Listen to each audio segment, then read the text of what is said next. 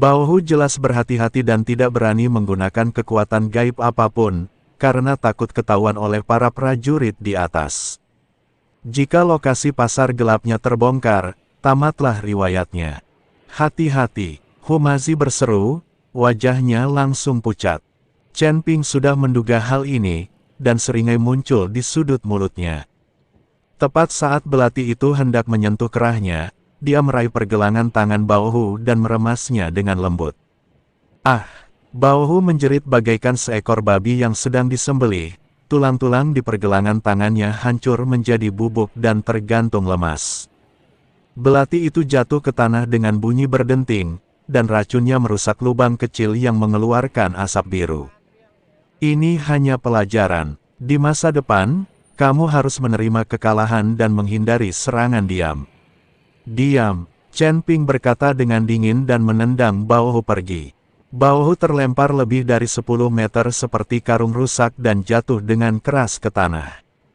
Seluruh pasar gelap menjadi sunyi, dan semua orang tercengang oleh pemandangan yang mengejutkan ini.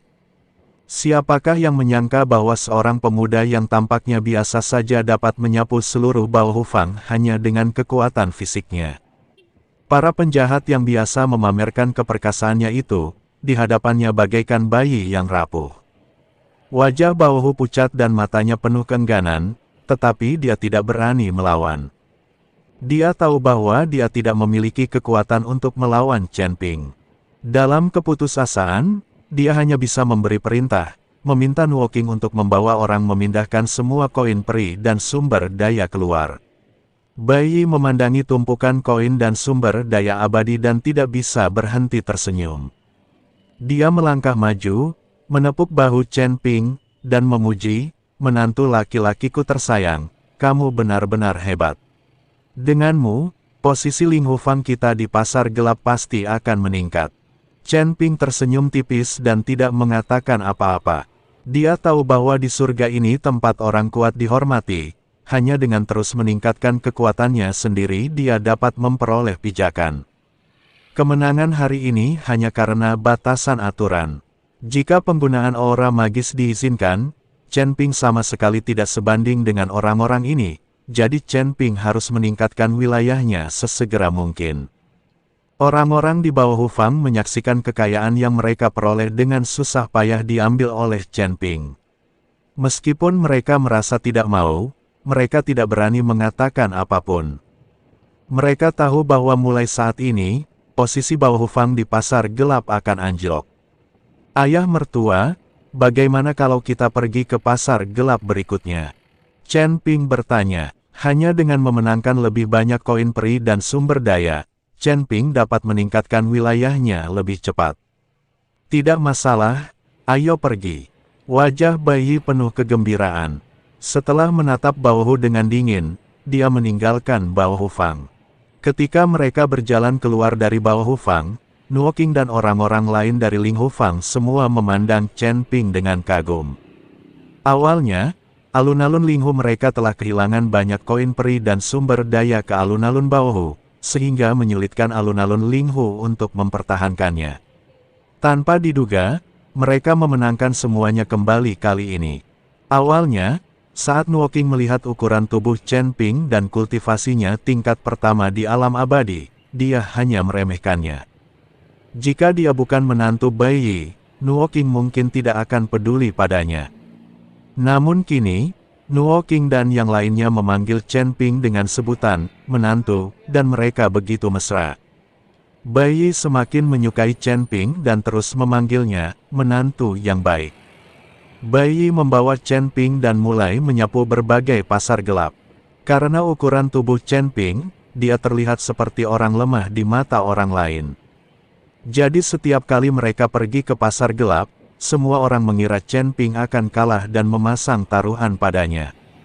Hasilnya dapat diprediksi. Chen Ping menang setiap saat dan mengumpulkan banyak koin peri.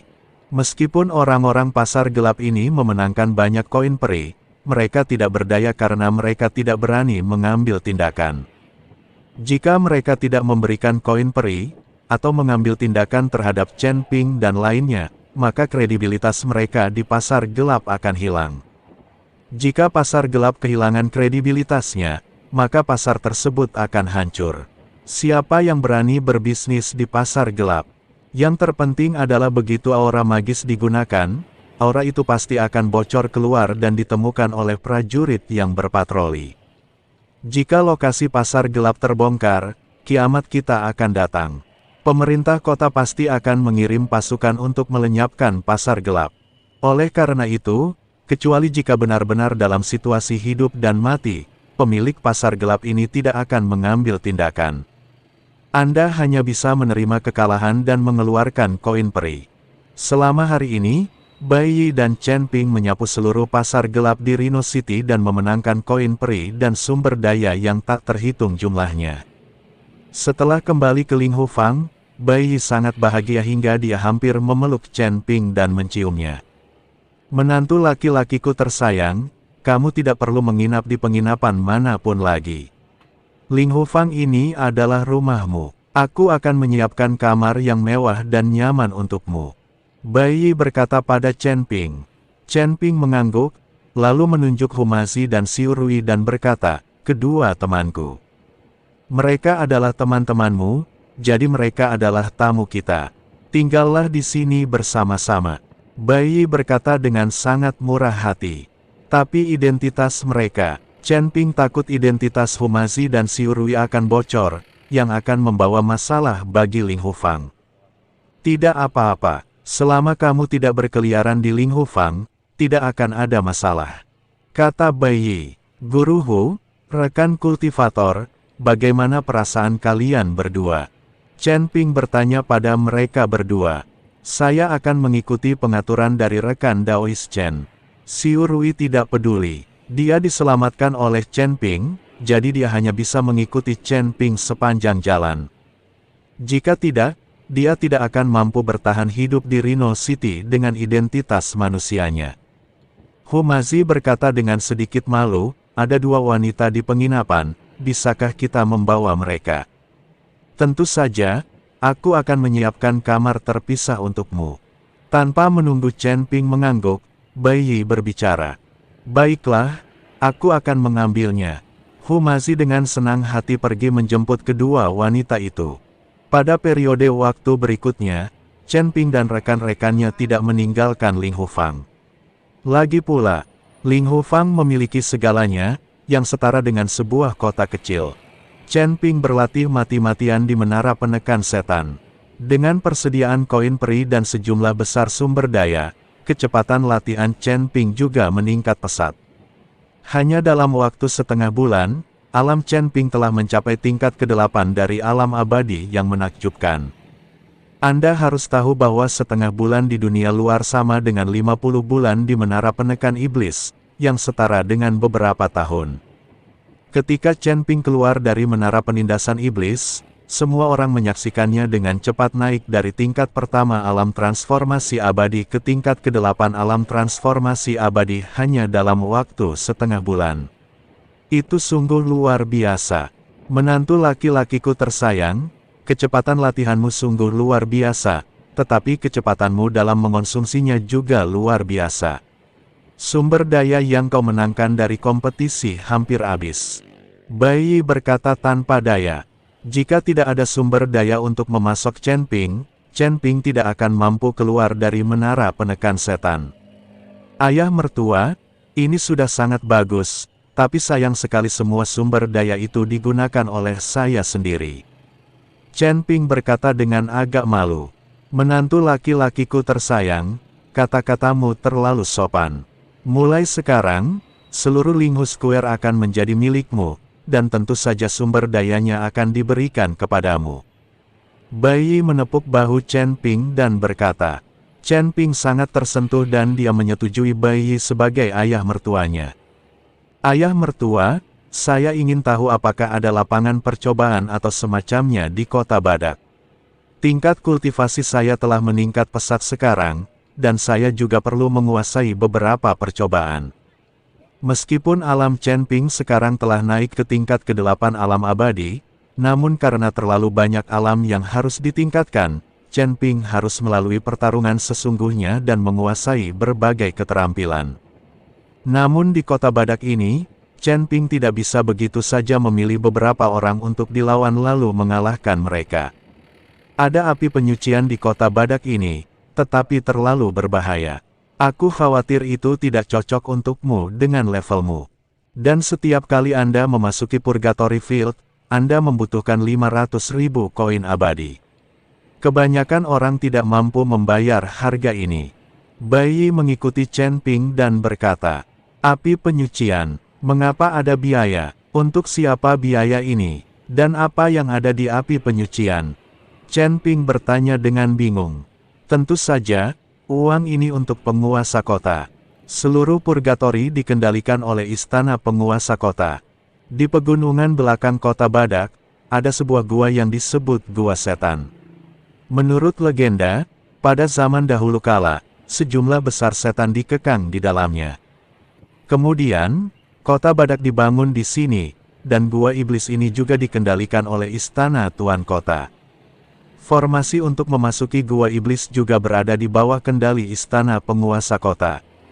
Lambat laun, gua iblis ini telah menjadi api penyucian. Seseorang pernah menghabiskan 1 tahun di Purgatory Field. Ketika dia keluar, kekuatannya meningkat pesat dan dia langsung menuju surga kedua.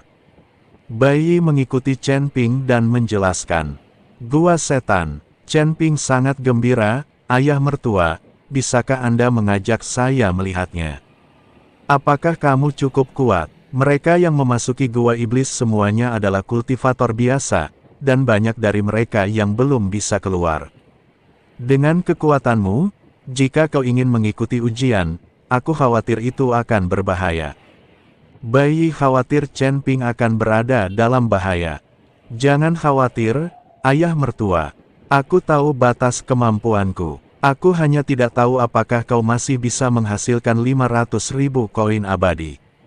Chen Ping sekarang khawatir apakah Bai Yi dapat memperoleh 500.000 koin peri sebagai biaya masuk. Karena kamu sudah memutuskan, aku akan mengumpulkan 500.000 koin abadi meskipun aku harus menjual semua yang kumiliki. Yang perlu kamu lakukan adalah memikirkan keselamatanmu sendiri. Jangan mencoba bersikap berani setelah masuk. Jika kamu menemukan sesuatu yang salah, kamu bisa segera keluar. Bai Yi takut Chen Ping mungkin dalam bahaya, dan bagaimana dia akan menjelaskannya kepada putrinya. Saya mengerti. Chen Ping mengangguk penuh semangat. Baiklah, sekarang setelah kau memutuskan, ikuti aku. Bai Yi membawa Chen Ping menjauh dari Ling Hufang. Sebelum pergi, Chen Ping menyapa Xiu Rui dan Humazi, tetapi mereka berdua hidup dengan baik di Ling Hufang. Terutama Humazi, yang bersenang-senang setiap malam dan membuat kedua wanita itu sangat menderita. Setelah meninggalkan Ling Hufang, Bai Yi membawa Chen Ping dan terbang menuju utara kota badak. Anda pasti tahu bahwa Rhino City itu sangat besar, dan di sebelah utara Rhino City ada gunung yang menjulang tinggi. Chen Ping dan rekan-rekannya terbang selama lebih dari 1 jam sebelum mendarat perlahan. Pada saat ini, Chen Ping dan teman-temannya sudah berada di kaki gunung. Gunung besar tepat di depan mereka membuat Chen Ping merasa sangat tertekan. Di tengah gunung, ada sebuah gua selebar 100 kaki, dengan cahaya keemasan berkelap-kelip di sekelilingnya. Tangga berkelok-kelok mengarah langsung ke gua. Di kaki gunung terdapat pelataran yang ditutupi oleh formasi, dan titik awal tangga berada di pelataran tersebut. Apa pekerjaanmu? Pada saat ini, 2 prajurit lapis baja datang dan menginterogasi Bai Yi dan Chen Ping. Kita di sini untuk mengikuti ujian dan memasuki medan api penyucian, kata Bai Yi. Kedua prajurit itu hanya meliriknya, lalu menghindar dan berkata, masuk. Bai Yi membawa Chen Ping ke halaman, dan setelah masuk, Bai Yi pergi ke loket pembayaran. 500.000 koin abadi per orang. Seorang wanita parubaya berbicara kepada Bai Yi dan Chen Ping tanpa mengangkat kepalanya. Bai Yi mengeluarkan tas penyimpanan dan melemparkannya ke wanita itu. Wanita itu hanya menimbangnya dengan tangannya dan menyimpannya. Ini untuk 1 orang, siapa yang akan pergi? Wanita itu lalu menatap Bai Yi dan Chen Ping dan bertanya. Dia akan, Bai Yi terus berkata kepada Chen Ping. Pada saat ini, wanita itu menatap Chen Ping dengan saksama, dengan ekspresi terkejut di matanya. Begitu Anda memasuki api penyucian, hidup atau mati Anda ditentukan oleh takdir. Kami tidak bertanggung jawab atas apapun. Wanita itu memperingatkan, jangan khawatir, aku tidak akan mencarimu bahkan jika aku mati. Chen Ping berkata sambil tersenyum tipis. Wanita itu mengeluarkan kristal lavender, melemparkannya ke Chen Ping dan berkata, ini adalah kristal percobaan untuk memasuki Purgatory Field. Cukup naiki anak tangga dari sini. Total ada 180.000 anak tangga. Kamu harus naik. Jika kamu bahkan tidak bisa menaiki 180.000 anak tangga ini, maka kamu tidak memenuhi syarat untuk memasuki Purgatory Field. Aku tidak akan mengembalikan 500.000 koin abadi kepadamu.